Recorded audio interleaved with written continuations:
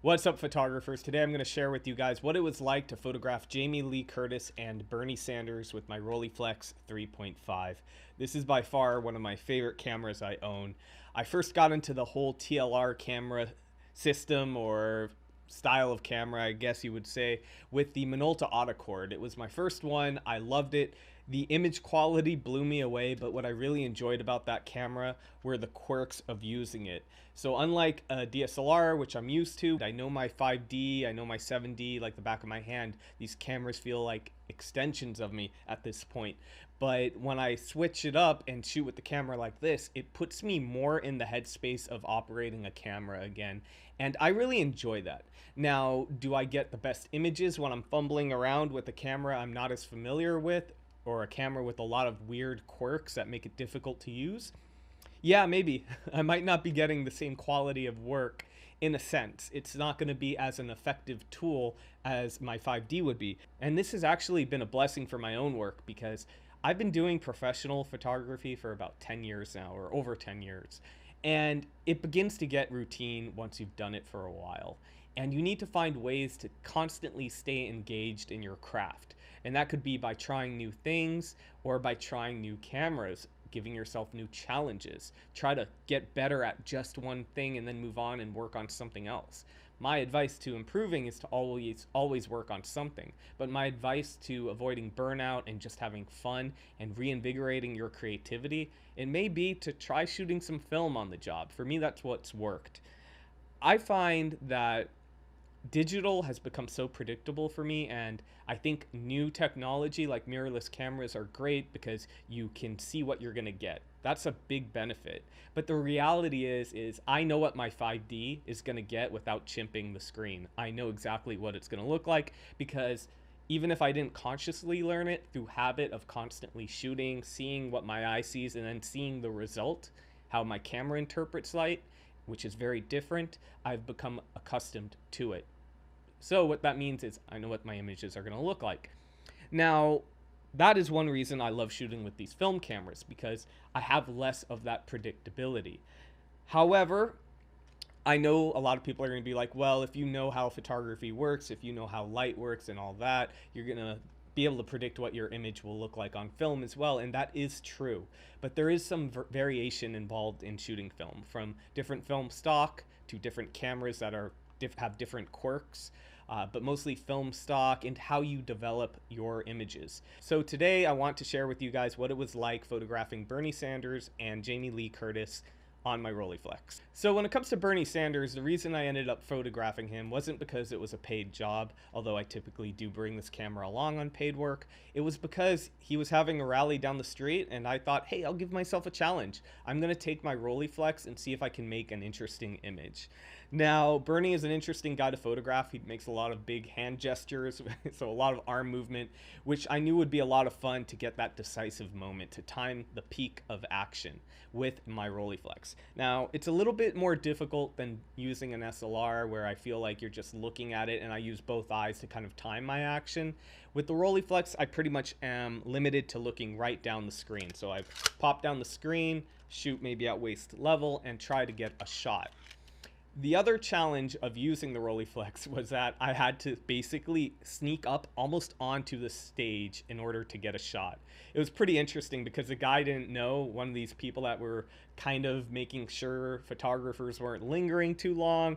He had to ask me, hey, is that a film camera or a stills camera? And I'm like, oh no, it's a stills camera. I got what I needed at some point and I left. But I did get some interesting shots. The film I decided to shoot on was Delta 3200, although I didn't exactly decide on it. It's just what I had in the camera, but I knew I could probably make something work. Now, I could push Delta 3200 or rate it at ISO 3200, but I knew I probably was going to develop this roll in diaphine. And if you're not familiar with diaphine, it pretty much, I'm going to keep it in layman's terms, you can't really change your exposure. You can't push or pull your shot. It's basically going to rate your speed at what it's going to rate it at. And Delta 3200, in my experience, I found has rated well at really just 1250, maybe 1600. And I decided I would rate it at 1250, I think. Tried my best to basically push the limits of my hands and my camera. And what that means is you open up, you push the limit of the aperture, meaning you shoot wide open because there was not a lot of light. Then I have to basically test the limits of myself and choose a shutter I think I can personally get away with. I tend to have moderately steady hands. I'm not really sure. So I thought, okay, I'm not going to go lower than a 60th. And so I went with the 60th. I tried to time the peak of action. So if, for example, Bernie has his arm all the way up here at some point, you have to time it right when it gets to that point, because you don't want to get it midpoint, because you're not going to get the peak of action, and B, you're then going to get some motion blur, which maybe you want, maybe you don't. So here's the shot. I thought it came out pretty well considering what I was working with, and this wasn't for the ultimate image quality, wasn't to get the best shot of Bernie possible. It was to get the best shot of Bernie with this camera possible, and it was a fun challenge. So when it came to photographing Jamie Lee Curtis, I photographed her last weekend. I brought my Canon 1V in my bag just in case I could get in a roll of film, but I realized it really wasn't going to be conducive for the type of job. A, it wouldn't add any value to them to have a roll of film shot, and B, it was just too short a period of time that I really needed to focus on just getting my bread and butter shots and everything that they needed for their marketing, etc., social media, that kind of thing. But when I got there, I saw Jamie Lee Curtis was there, and I had photographed her before with my Pentax 6.7, and I was like, oh, you know, that was fun. I showed her the shot, and I said, hey, we should do it again. I brought a different vintage camera this time, and she's like, yeah, okay, cool. And so I got on with the job. I went, did my thing, and at some point, she's like, hey, where's your film camera? And I'm like, it's in the car. And she's like, go get it. And I ran. I'm like, all right, I got to get this film camera, because I didn't bring the Rollie in the my big camera bag. I put it in a separate bag. So I sprinted to my car, ran back. She's like, quickly, we got to do this fast. We got to do this fast. And I'm pretty calm under pressure typically. At least I don't show it if I'm not.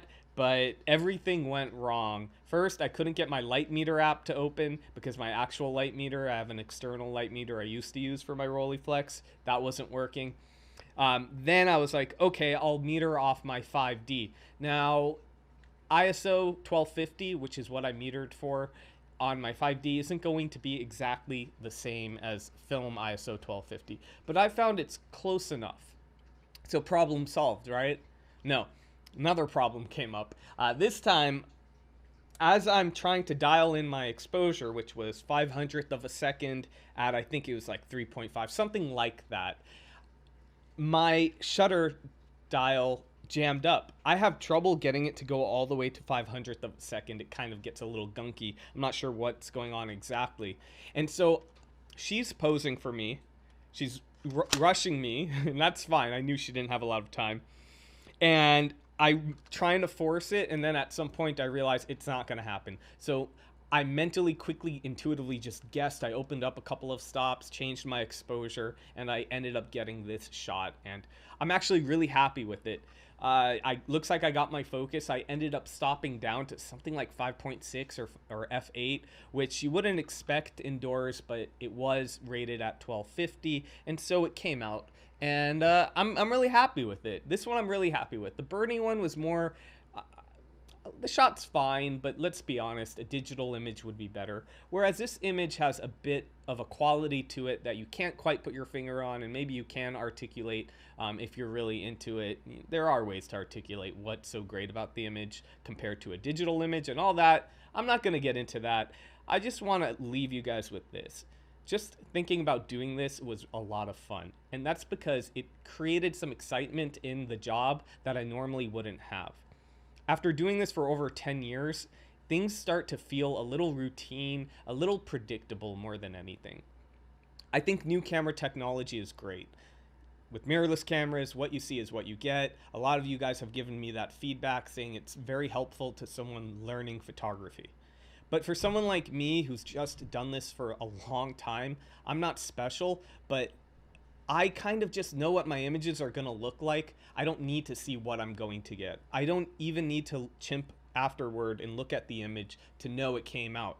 I just know. I know how the light meter works. I know how to use the light meter. I know how to expose with a light meter, meaning you don't always set your light meter at 0. That's not the goal. So you learn how the camera sees over time, and after a while, the predictability is there. You just know what you're going to get. And shooting with these film cameras, it kind of adds that unpredictable factor back into it. I'm able to take a camera and not know really if the image is going to come out. And when you have one frame to photograph Jamie Lee Curtis, that can be very scary, right? But I actually was at peace with it. I knew the shot might not come out because I basically guessed. It was an educated guess, but I basically guessed my exposure. And that could be scary, especially if you really want that shot for your portfolio. But that kind of anticipation, the excitement of developing it myself and then seeing the image and that moment where you're like, it came out, hell yeah, it feels incredibly good. And I have to say, I do really love how the image came out. And no, it wouldn't look the same if I shot it digital and then added some garbage filter over it. The medium format look is real. It does have a look, but it's more about the experience of this camera, and it was just fun making it happen. And the fact that it came out is not the best part, but it is icing on the cake. So if you guys are professionals or you're just getting into digital photography and you want to have a lot of fun, you want to stay inspired, I think shooting with these vintage film cameras is a good way to go. All right, that's it. I hope you guys enjoyed this video. If you did, like, subscribe, do all that stuff. The next video, I hope, will be me on the actual job showing you everything. The problem I'm having is that that's going to be a lot of editing, and I don't have the time to watch 2 hours of footage because it ran the entire time, and then adding images in, because I shot in total about 1,000 images, 803 made it into that gallery, and I didn't really overshoot the job. I shot it appropriate. It just, a lot was happening on the job, so I was able to get so many images. So if you have advice for me on how I can go about getting this out to you guys, especially those of you that want to see what it's like to be on the job or see what another photographer, how they work, let me know how you think I could best do that. All right, that's it for today. I'll see you guys in the next video.